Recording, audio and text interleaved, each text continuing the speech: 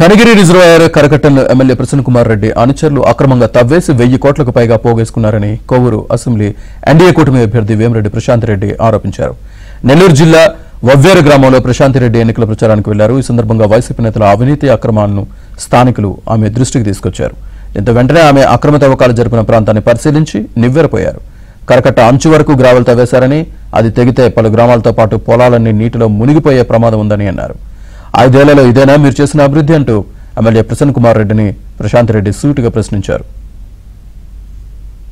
మీ ముందుకొచ్చాను మీ ఆడపడుచుగా, అదే విధంగా ఎంపీగా వేమిరెడ్డి ప్రభాకర్ రెడ్డి గారు నెల్లూరు జిల్లా నుంచి పోటీ చేస్తున్నారు.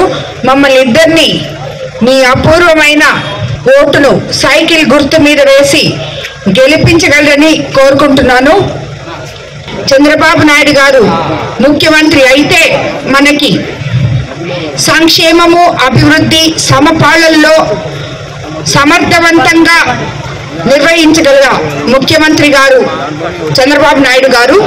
మీకందరికీ తెలుసు, వైఎస్ఆర్ కాంగ్రెస్ పార్టీ ఎమ్మెల్యే నల్లపురెడ్డి ప్రసన్న కుమార్ రెడ్డి వారి అనుచరులు సుమారు అర కిలోమీటర్ వెడల్పున్నటువంటి కట్టను ధ్వంసం చేసి వేలాది కోట్ల రూపాయలు ప్రజాధనాన్ని దోచుకున్నారు.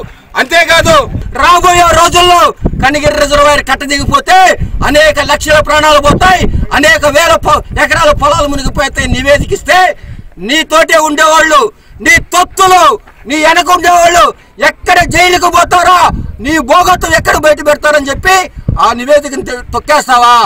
రాబోయేది